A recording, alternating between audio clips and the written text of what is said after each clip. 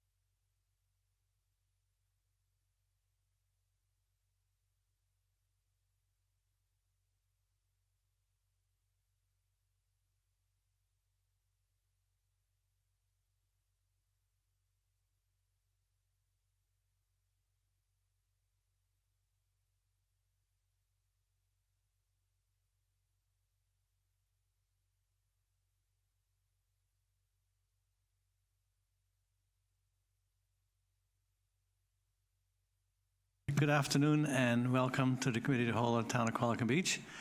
I'd like to acknowledge that we are in the traditional territory of the Coast Salish people, in particular the Qualicum First Nation. The agenda today is one item, but I need to ask Council, are there any changes to the agenda? Then none, then the agenda is adopted by consent. And the first item, and the only item, is planning and community development. So I turn it over to Mr. Seals. Thank you, Mayor Westbrook. The purpose of today's meeting is to hear from the town's consultant, Deloitte. Deloitte has conducted the official community plan review quality of life survey for the town. So as council and the public are familiar, the quality of life survey is a practice that the town has traditionally done in conjunction with the official community plan review. And the purpose of that quality of life survey is to advise the town on policy issues and also to provide a check-in on how well the town's doing on various municipal services. So this quality of life survey has a focus on housing, which is similar to the town's official community plan review. but also there's a number of questions that were asked of the town's residents on other policy and service areas. So the consultant will provide a summary of the results that we've received so far, and this, as well as the input that the town has been receiving through all of our engagement, will be a part of the official community plan review and will be presented to council at a later date. So the purpose of today's meeting is for council to hear directly from the consultant and also to provide the public with an opportunity to ask questions directly of the consultant. Thank you. Thank you, Mr. Sales. So what is our consultant's name? The name of the consultant is Simon Webb. Thank you, Simon. Hello, Simon. Welcome to the Committee of the Whole meeting. Can you hear us okay? Afternoon, Mr. Mayor and members of council. Yes, I can. Okay, well, proceed with your presentation. Thank you very much.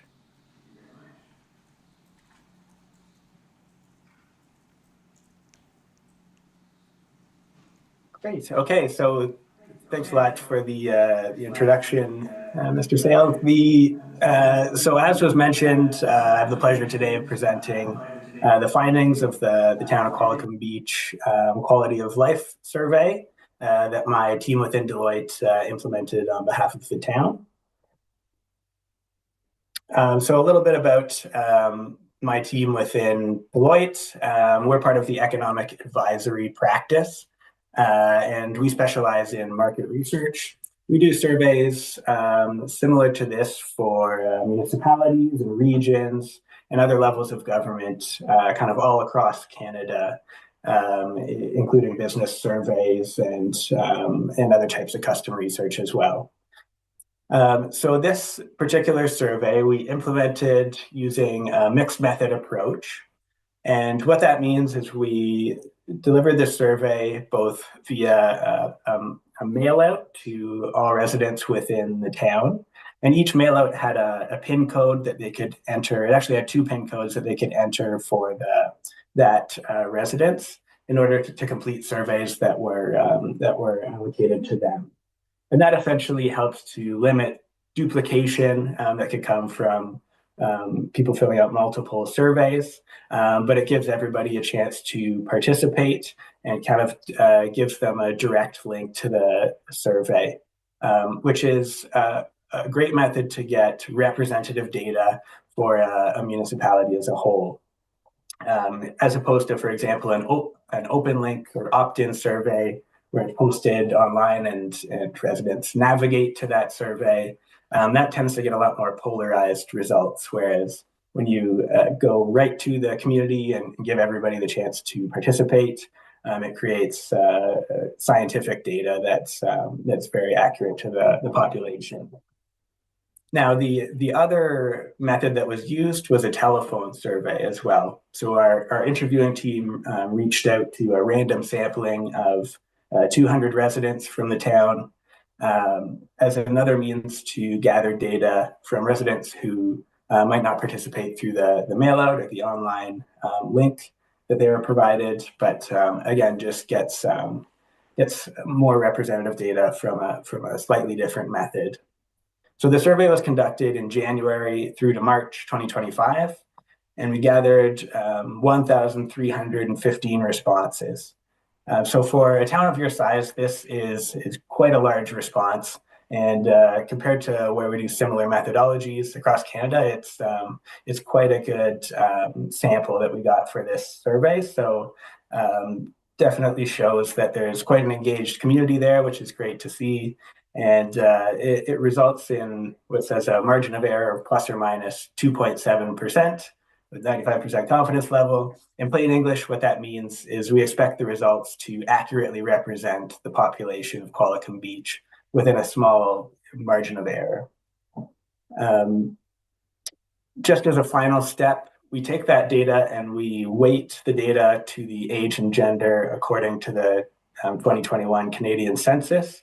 And that just makes sure that there's no specific demographic group that's kind of more represented than they are in the underlying population. But it's generally fairly small adjustments that just give an extra layer of representation. We'll skip over the summary because we're going to go through all the results here. So we'll start with the quality of life and recreation section. So one thing to note here, when we did take this survey on for the first time this year, and we made a few recommendations in terms of scales that that could be improved kind of going forward to be good benchmarks. So there are some scales that have changed slightly, but we still compare to year-over-year comparisons. So the first one here, quality of life rating. 92% of residents rated the quality of life in the town as good or excellent, which is quite a positive score. So you see a lot of these metrics where we implement similar metrics across the country. We do a comparison like the one in the bottom right corner. Now, certain municipalities measure these things in a little bit different ways. So we standardize that to a scale of 0 to 10.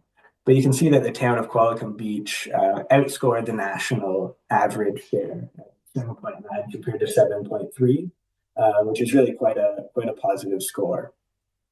If you look in the top right, those show the 2017 results. So just over 7 years ago.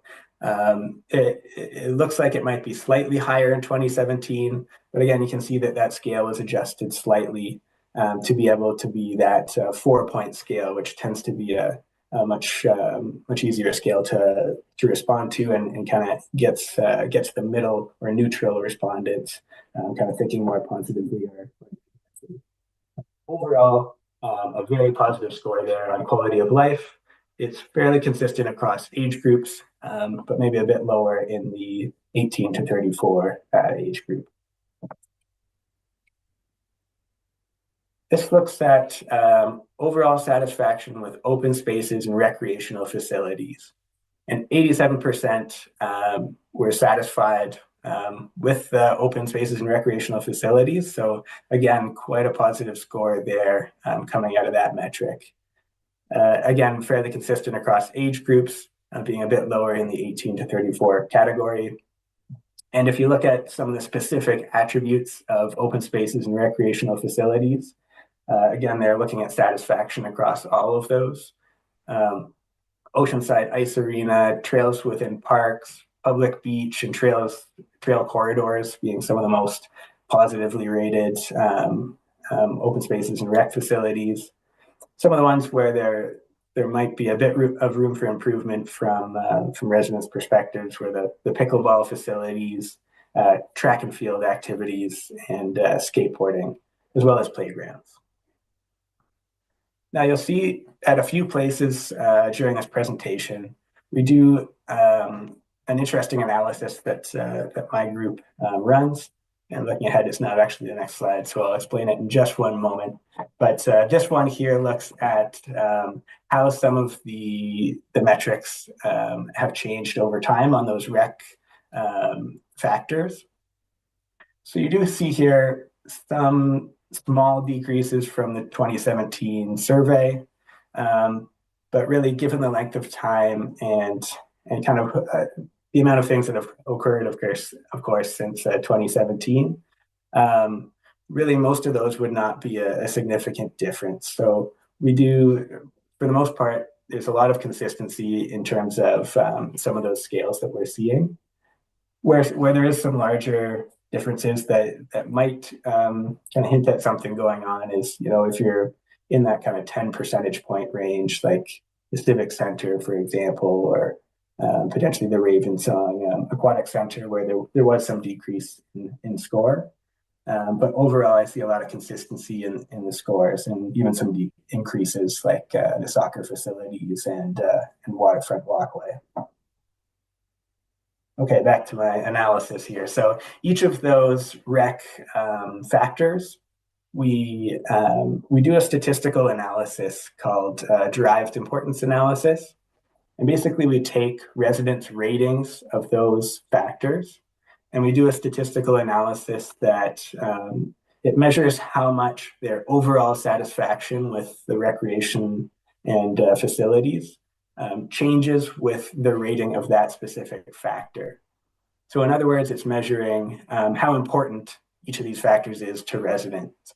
And if you're able to make improvements to those factors, those are the ones that we expect to make a big improvement for residents overall. So the priority matrix here, it looks at the room for improvement. So performance is the percent of satisfaction. So in other words, if there's lower satisfaction and higher importance to residents, those are the factors that rise to the top of the priority ring. And those are the factors that, if there's room to improve upon them, and by making improvements to them, we would expect there to be a big impact for residents. And some of the ones that rise to the top there are pickleball facilities, trail and track and field activities, skateboarding, as well as playgrounds. We asked open-endedly other types of recreational facilities that the residents would like to see. And some of the themes that came out of that was the expanded aquatic facilities, recreational complex and outdoor recreational areas, again, the pickleball courts, improved waterfront walkway, and playgrounds for children, being some of those top mentioned themes. As you review the report, you'll see we also call out some more specific kind of candid responses from residents to give a sense of what some of the commentary was. Of course, only anonymized comments. Here we're getting into the town of Qualicum Beach services. So this one on the left here is one that we recommend being kind of one of the really top KPIs that we recommend following up on. And you already are at a really great starting point here at 90% satisfaction overall municipal services. And here again, just highlighting some of the small changes we made to the scale. In the previous measurement, it was a kind of a 5-point scale that wasn't polarized to specific sides. Now it's a 4-point scale, so neutral respondents are either having to say that they're somewhat dissatisfied or somewhat satisfied, which gets a lot better information about the kind of more neutral resident. And 90% is quite high compared to municipalities that we run this in all across the country. So you see that coming through again in that standardized score there, 7.7 for the town of Qualicum Beach and 6.9 for our national normative database. So that is, a really great score and fairly good consistency again across age groups, with just being a little bit lower in that younger age group. And what I would say is likely fairly similar to the 2017 measurement. This looks at more specific services and satisfaction with those within the town. So some of the top services there: water, parks maintenance, fire, trails. Some of the ones where potentially more room opportunity for improvement is the parking, community planning, sidewalk, and bylaw enforcement. Some of those factors are kind of by their nature not going to be 100% agreement on. It's kind of seen in municipalities everywhere, but worth noting that there is some sentiment that some of those factors could be built upon. And looking at how the scores have changed, it's a pretty similar story. Not a lot of what we would call statistically significant differences, but potentially some decreases in the airport ratings and parking, and some increases actually in bylaw enforcement and in animal control. So again, a similar type of analysis, but here we're seeing how important each of those factors is to overall satisfaction with municipal services. So rising to the top there are parking, community planning, sidewalks, and bylaw enforcement, as well as communication with residents. So you see how this analysis can kind of help. That factor is actually rated quite well at 83%, but it's quite important to residents as well, the communication. So it kind of comes into that top 5 priority rank.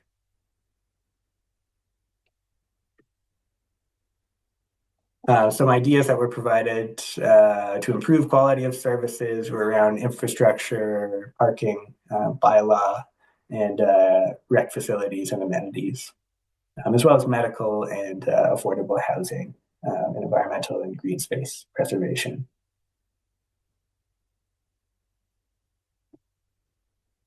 This looks at which special events you would like to see or see more of in the town. So some of the most mentioned ones were uptown street festivals, food and drink events, and arts and culture events and festivals, as well as the Canada Day celebration. The other one looks at satisfaction with services that were provided within the town, but by organizations that outside of the town. So by organizations that are not the town. So the farmers market, museum, Valhalla Hospice, and lawn bowling all rated very highly. Actually, a lot of these were rated quite highly. Where there might be some room to grow is in the ratings of transit, police, traffic enforcement, and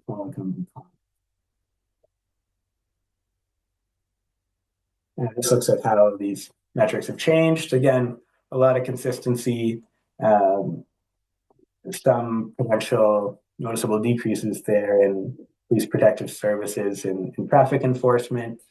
A lot of that trend kind of going on around the country over the last few years for sure, but actually an increase in transit and invasive and noxious plant control.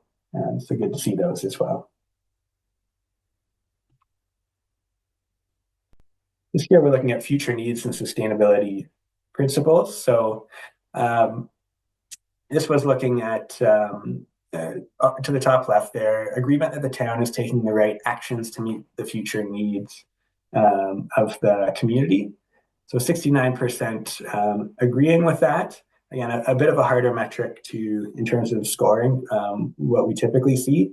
But really that was used to understand on the right here, which of these kind of specific attributes about the town's direction are driving whether or not they agree. So overall, it seemed like really positive ratings across a lot of these topics, like healthy ecosystems, transportation, sustainable food systems, maybe less unanimous agreement on housing and community health and demographic diversity. But yeah, really the main point of this was to make this priority matrix again, where housing, again, fairly important in terms of their rating of whether or not the town's moving in the right strategic direction overall, and some potential to improve upon their agreement with that score. Same as community health and demographic diversity. One thing to note there, the most important kind of attribute of the town's direction to residents was that sustainable food systems, as well as economic prosperity. I'm getting into communication and engagement. So this shows 84% of residents were satisfied with the town communication channels overall.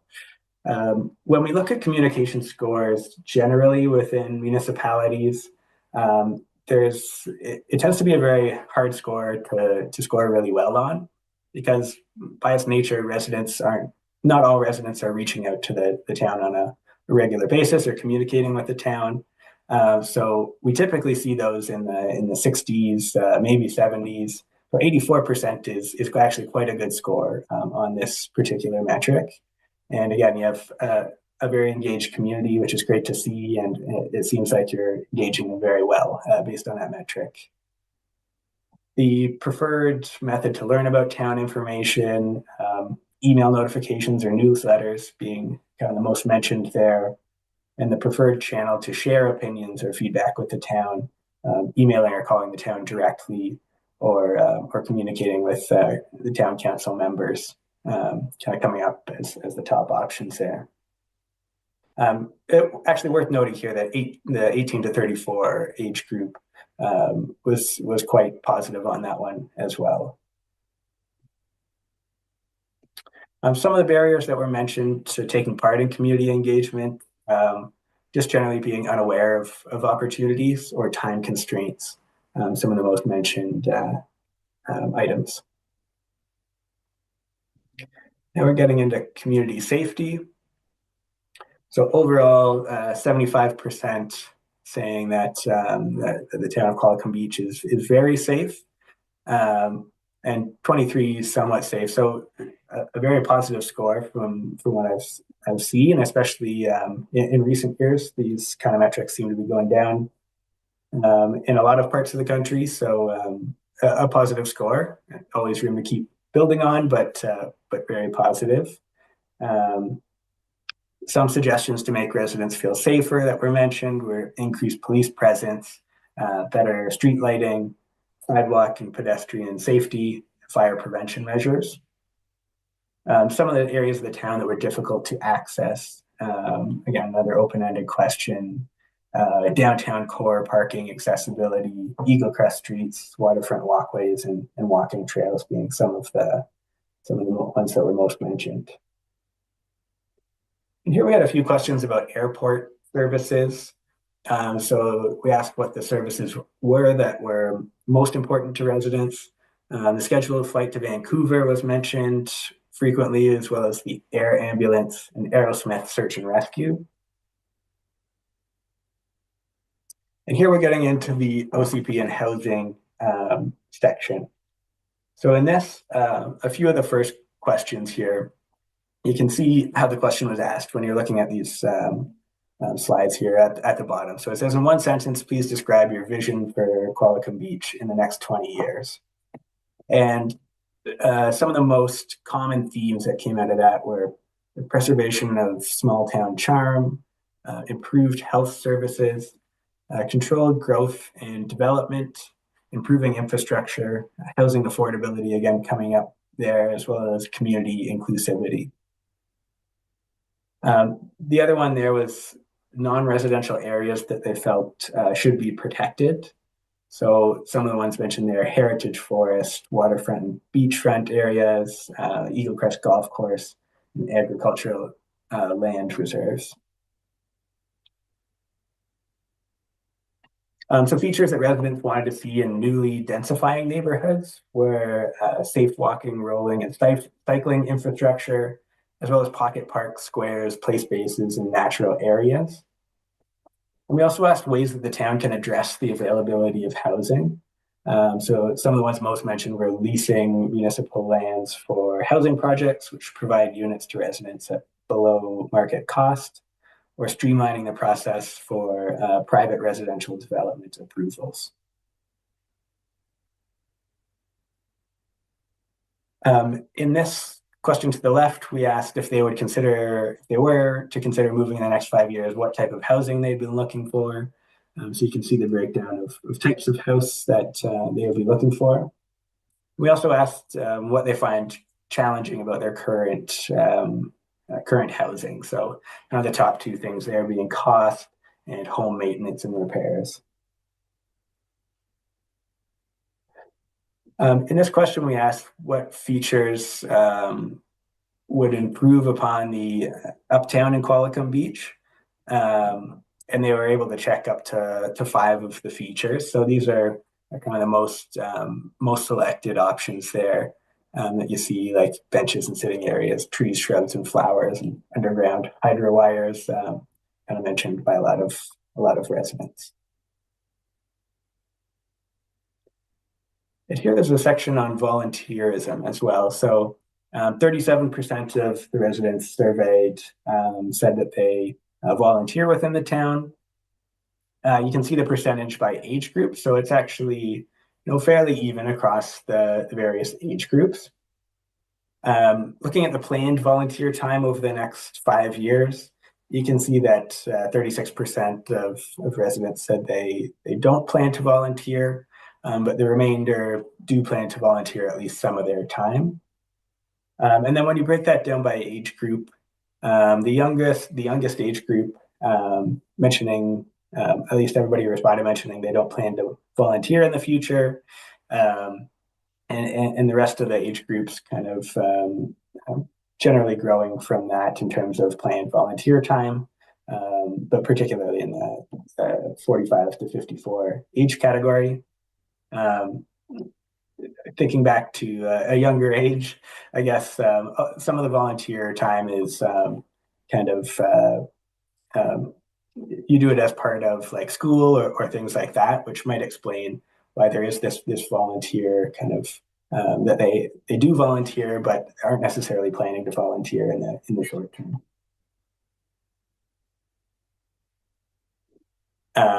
Barriers to volunteering. So really the most mentioned were limited time or conflicting schedules, as well as concerns about time commitment or flexibility. And then we show the breakdown of barriers to volunteering by age group.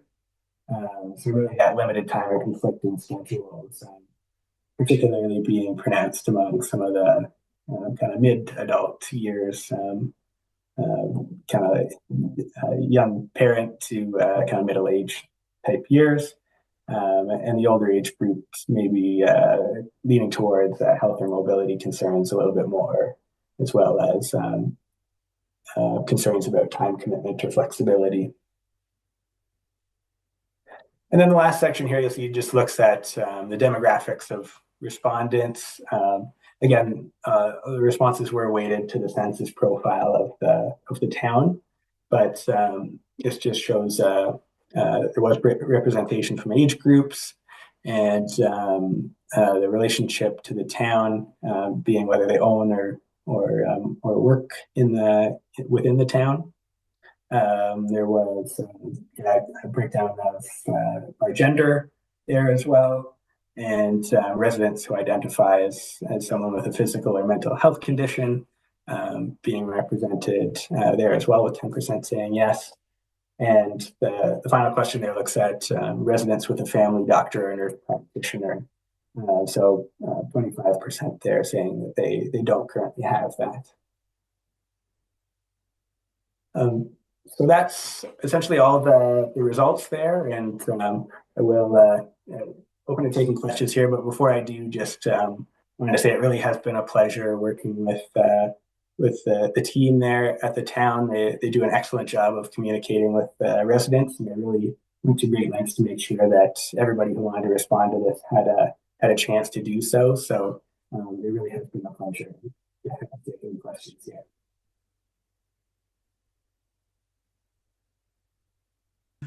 Thank you, Mr. Webb. Any questions, comments from Council? Councillor Harrison. Thank you very much, Your Worship. And sorry, I had a 1-hour healthcare meeting that became 2 hours and 45 minutes. My apologies. Just one thing through the chair to Mr. Webb. When we're looking at the demographic breakout, it basically stops at 65, but 60%, over 60% of the respondents are over 65. Would it be possible to get a 65 to 75 and then 75 and older as the last bracket for some of the data? Because I think it might provide a little bit more granularity. When you look at, the 35 to 44 is 6%, and then the 45 to 54 is 8%. So I'm just thinking if we could get a little bit of a breakup. And just for context, my folks are around 80, and they're very different than they were 15 years ago. So I'm just thinking that might be helpful for the data. Thank you, Councillor Harrison. Mr. Webb. There to the councillor. Yeah, yes. We can look at if that breakdown was provided in the survey, and if not, it would definitely put that as a recommendation the following years. Right? Any other? Councillor Young. I noticed that in this OCP, there wasn't any much analysis of arts and culture. When I look and see that future needs analysis is community health rates #2 and economic prosperity ranks as #5. And in arts and culture, that is crucial to our community healthy well-being, and they're also an economic driver. And I see there's a lot of conversation or questions about the skateboard park, which is already being constructed, and yet there has been not much questions about whether we have a community cinema or whether that we are happy with, for instance, our art gallery, if there's support needed for that, and yet our future needs is deemed as community health and economic prosperity. Thank you, Councillor Young. Mr. Webb, any comment on that? Through you, Mr. Mayor, to the councillor, in that future needs and sustainability principles grid, we can definitely look at including other factors, and that recommendation can be made within the OCP and housing section. A lot of those questions were actually, they were open-ended questions that were categorized, and then we kind of pulled out what the most mentioned themes were.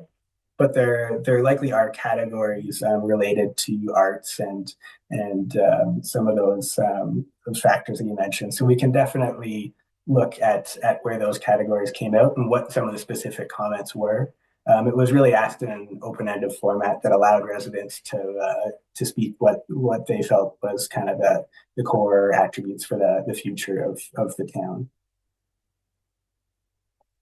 Thank you, Mr. Webb. Mr. Sales.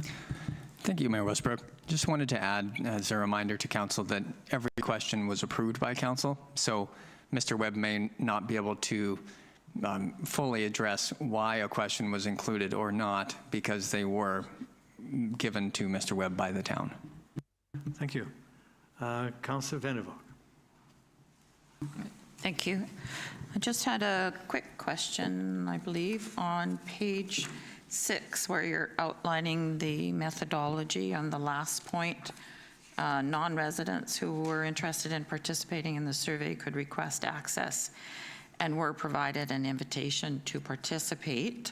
I'd like to know the percentage of the overall responses that fit in this category, and were there responses weighted differently? Mr. Webb. Thank you. Through you, Mr. Mayor, to the councillor. So they were provided the opportunity to participate if they weren't residents, but those responses weren't included in this core report. They were kind of accepted, and the town has them as information, but they weren't included within the presentation that I provided now. Thank you. Thank you, Mr. Webb. Councillor Skipsey. Thank you. I have 2 questions. One is on page 20. It talks about solid waste, and the 2017, it says a 14% satisfaction. I think that might be a typo or something because it marks as a -1 change. I just wanted to clarify that maybe that's not really the case there. Mr. Webb. Through you, Mr. Mayor, would you mind repeating that one more time, Councillor? I just want to make sure I'm looking at the right thing. Sure. So on page 20, under the satisfaction with services provided other organizations year over year. So if you go down to solid waste, the garbage, recycling, and compost, it was at 85%. But it says under 2017, it's a 14% with a -1. So I'm thinking that might be some kind of typo or whatever. Through you, Mr. Chair, yes, I would agree that you're right. Okay, so maybe we can just, for the final copy, we could get that corrected, the right data in there. And then I just wanted to make a comment about, I know the consultant was impressed with the 1,300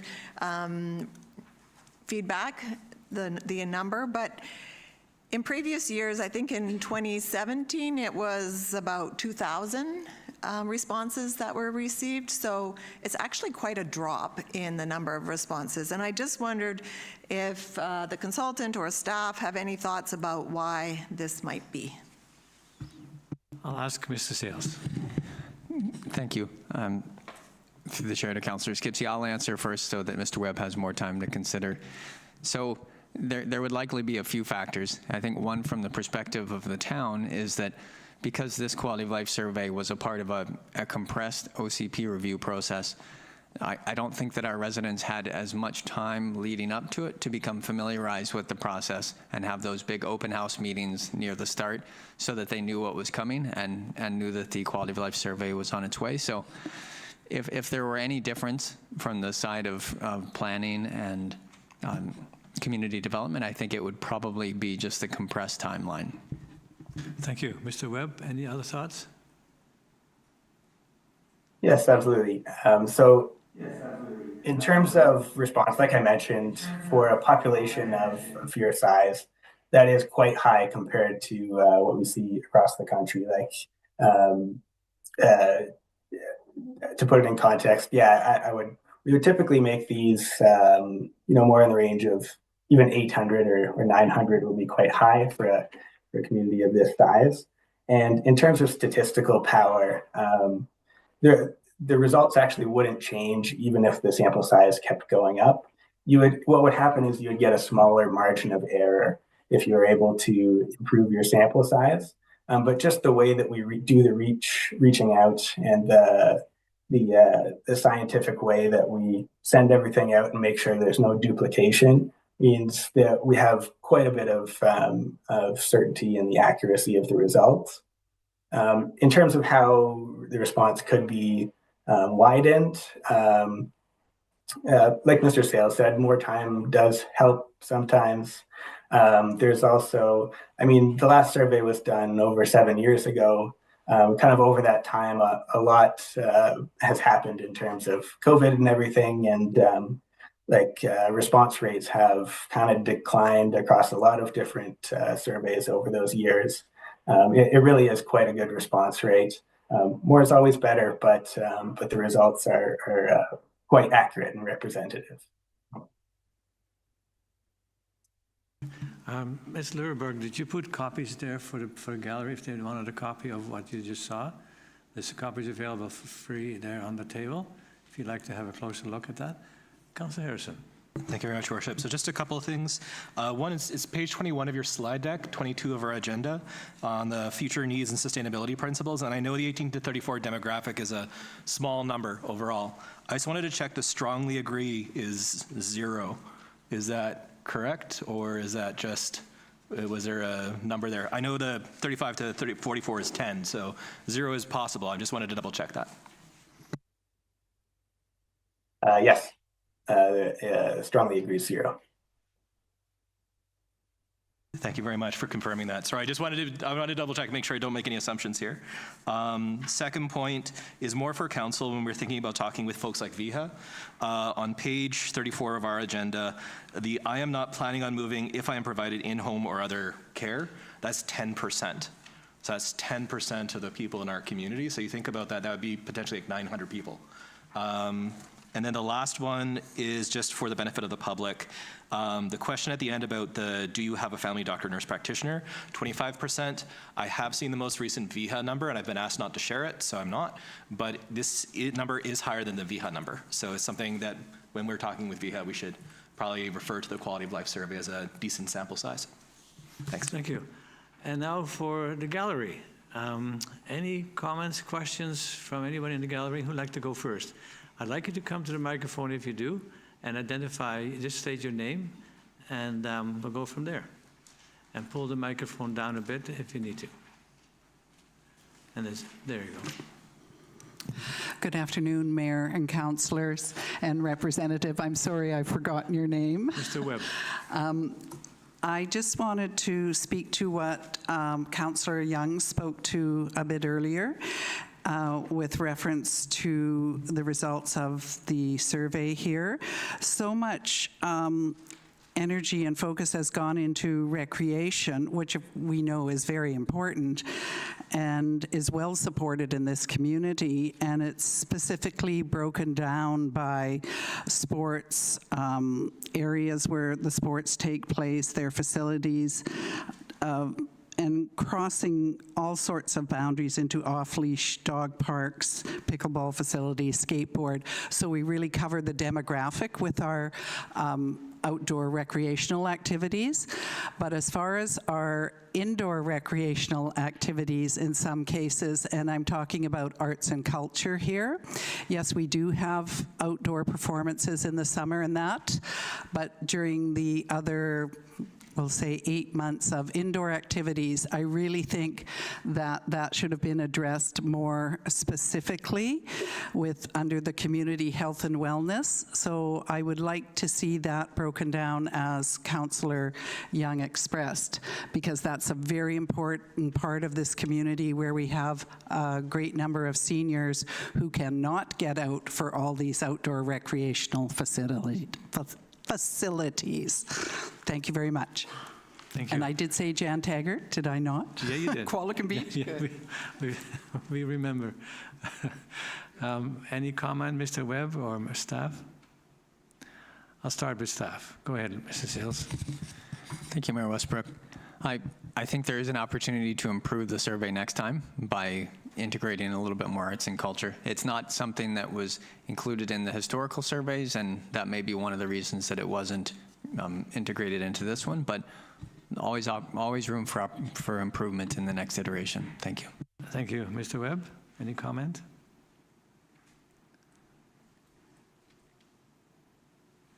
You're muted. There we are. Not much comment for me. Just we would be open to integrating those questions. Absolutely. Happy to do it. Thank you. One of the things I found over the years with surveys is that people will say, well, for instance, we'd like to see more undergrounding of BC Hydro, until they find out how much it cost. It's huge. An indoor movie theater, multi-purpose theater, how much does that cost? I know construction for a home is roughly $400 a foot. What would it cost to build a 250-seat movie theater? So once people know what the actual costs are and how we're going to pay for it, they may realize that maybe there's a different way to approach that. Whether it's using existing venues like the Civic Center, Berwick, both in Parksville and Qualicum Beach, have a movie theater. I think we need to be upfront with some of these questions, and in our case, BC Hydro, where every year, every time that I've been part of an OCP review, and there's been several, hydro undergrounding was a big item until we realized, just to hook up Berwick next door to the system was something like $800,000, and that's one short street. So you try and figure out, okay, all along Fern, all along First, you try and underground all that stuff. It's expensive. And people can have what they like if they're willing to pay for it. But I think that's one of the, perhaps, not so much shortcomings, but I think a lack of information that people need to know, okay, if we want a new seniors activity center, what would that cost? Or a new movie theater, what would that cost? Or other venues that we can work with and amend and use it for multi-purposes that we have. Because we have heard, and we tried hard not to increase taxes too much as we first were going to. And we saw the result of the swimming pool. It wasn't a huge increase for most people per home, but yet it was defeated. I think in the news, the majority of people there voted against it, and it was going to cost them $29.29 per average home, which was before the grant. After the grant, it would have been something like $2 a month. But yet they said no increases. So it was not so much about the pool, it's about no tax increases. And so when we talk about new facilities and who's going to maintain them, we've had facilities built like the Into the Woods, and we were told the town doesn't have to be involved, doesn't take, we can take care of that ourselves. Well, we've been involved quite a bit over the last few years with Into the Woods. The town owns something like 40 structures that we are responsible for and maintaining. Now we're having a number of fee-for-services with the people that use those facilities, But as we heard the other day from the curling club, they need some financial support.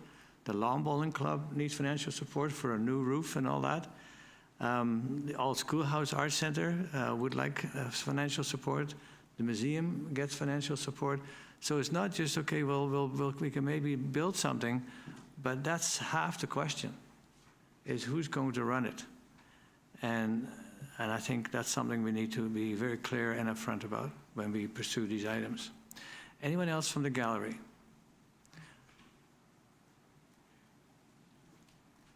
That triggered a comment, didn't it? Jan Taggart, Qualicum Beach. Just in response to that, Mayor, and I appreciate what you're saying, I know I've sent some information to the council in the past, but I think looking at the Star Cinema in Sydney, who had a 3-room cinema built because of a developer, Casman Properties out of Alberta, wanting to build a condominium development with commercial on the main floor, exactly what's happening in the East Village. They were requested to put in a small 3-room cinema, and that was the agreement. Sydney now has the Star Cinema and is very successful, and that's privately owned, the cinema, where ours are what we see as a nonprofit running somewhat like Echo Players. But I'm just saying that as an example to look at, not free build, cost-wise. Thank you, Ms. Taggart. How many seats would that have? It has 153 in the largest, 111 in the middle one, and 60 in the smaller. And they're running things constantly there. So I really advise everyone to have a look at it online. It's very successful, located right in the downtown core. Thank you. You're welcome. Councillor Harrison. And just to follow up on that for the benefit of the public, I believe it's a 3-story structure, Jen, isn't it? Yeah, it's 3 or 4. So it's not quite the same as the East Village, just in terms of height. Yeah, it's a little bit shorter. Thank you. Thank you. Anyone else from the gallery? Come on up. I think, Tim, you had your hand up first, so come on up.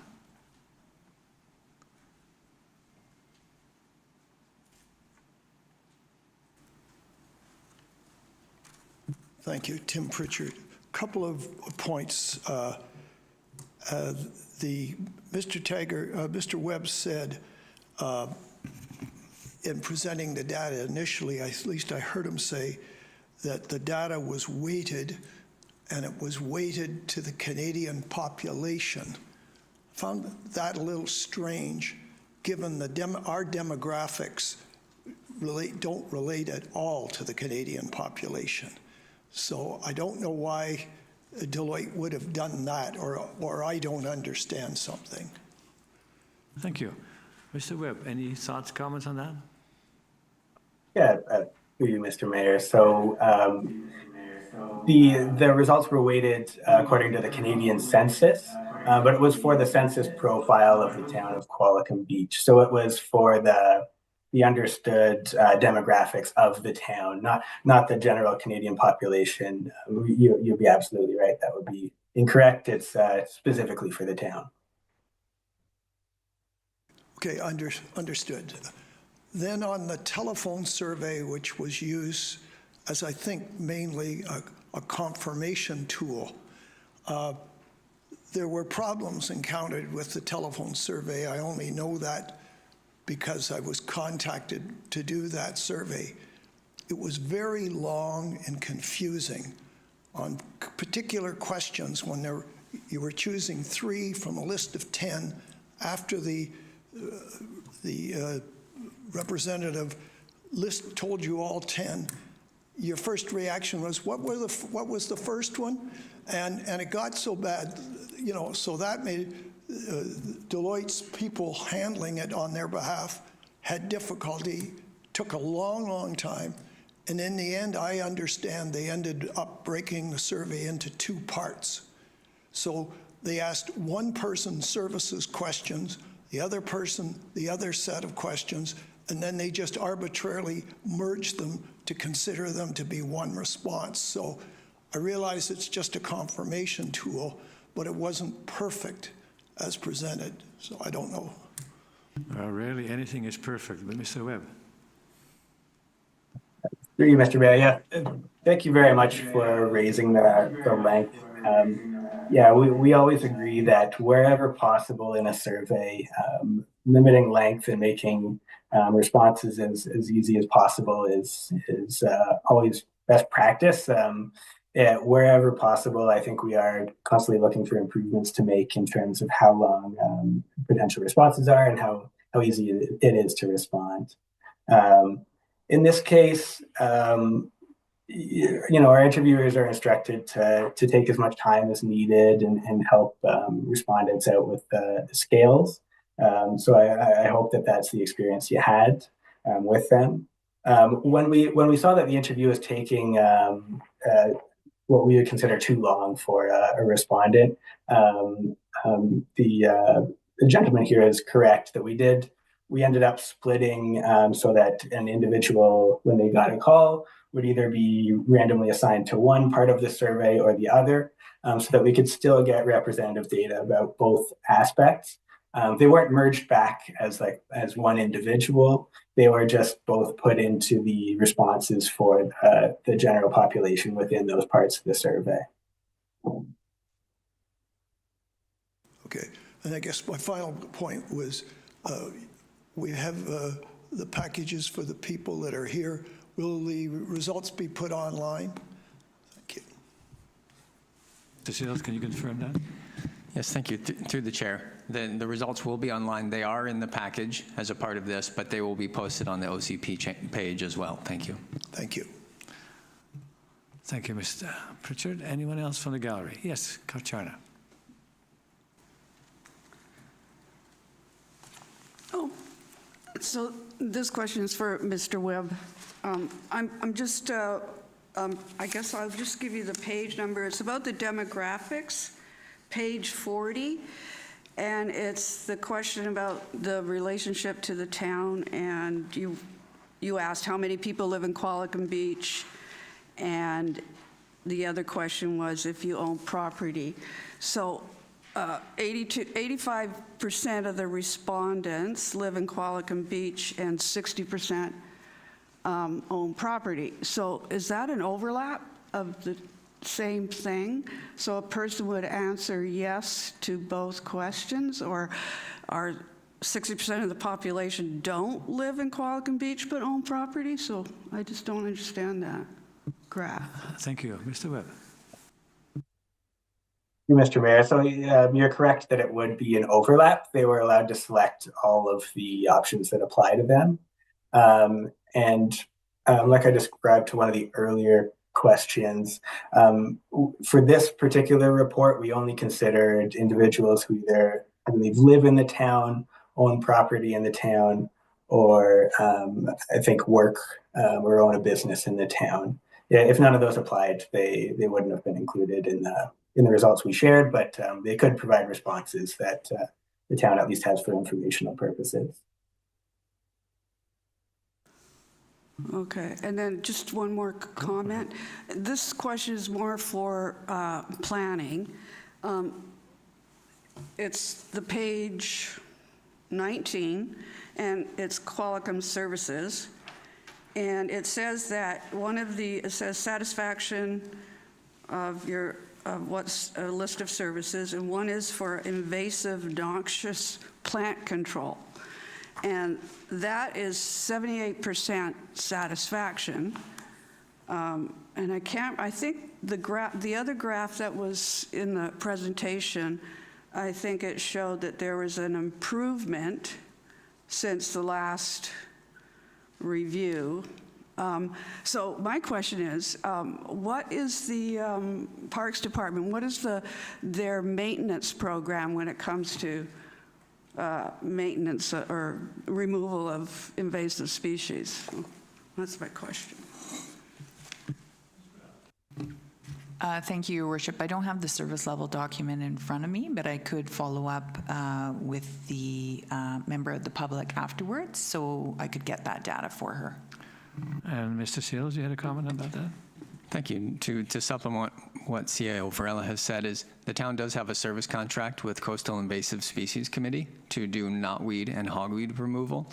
The town also has a fee-for-service agreement with Broom Busters, and there is a bylaw in place requiring residents to control specific noxious weeds on their property. So I can't say for certain that those factors are what led to the increase you see in the survey. It may be just a slightly different format as well. Thank you.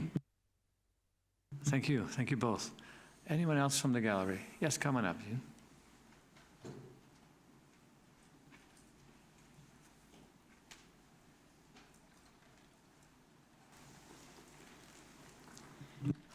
No, you turn it off. You just, there you go. In Qualicum Beach. My question is about the people that wrote not applicable besides some of the questions. For example, the arena gets a very high satisfaction rate. And I think if instead of we put not applicable is we do not use the facility, it would be good to know how many people are choosing not to use some of these facilities, just for future reference. Yeah, good point. Thank you. Any experience with that, Mr. Webb? Yeah, through you, Mr. Mayor. So within the percentages that we calculate, those would be the percentages among individuals who provided an answer to the question. But the individual there is right that there is always a certain proportion that say don't know or not applicable to them. And those figures we can absolutely provide to the team. And sometimes it is good context to find out how many people answered the question. So happy to do so. So, Mr. Webb, when they have not applicable, do you think from your experience that means that they just don't use it and therefore didn't put that answer in? From our experience, we wouldn't usually recommend including those within the percentage because for one reason or another, they're choosing not to provide an option or an answer to the question. Typically, even if they're neutral about it, we have the kind of more neutral options. But if they don't want to answer the question or they don't feel like they have an appropriate answer, we would not include them within that response. Thank you. Anyone else? Well, thank you for participation, and thank you, staff and Mr. Webb, for preparing this. So what's the next step on this, Mr. Sales? Thank you, Mayor Westbrook. The next steps in terms of the overall official community plan review is that there will be a wrap-up meeting in early June. Staff will provide a summary of the report that you've heard today, as well as reporting on some of the feedback that we've received through the community consultation. And at that point, we'll be getting resident feedback to ensure that we've heard their comments accurately. Following that resident meeting, we would then be preparing a report for council, requesting some direction on certain decision points that council needs to advise on, and then the town staff would be preparing updates to the OCP review, the OCP over the summer. So next step, early June, resident meeting. Following that, council meeting to provide policy direction, and then staff will go away and make the updates. Thank you. Thank you. Excellent. Any further comments from council? Mr. Webb, thank you for this survey and your detailed answers and making yourself available for that, and some good points raised today. So thank you from the gallery, staff, everybody, council. Need a motion to adjourn. Councillor Skipsey, Councillor Vendevoort, all in favor? We are adjourned. Thank you. Thank you very much, everybody.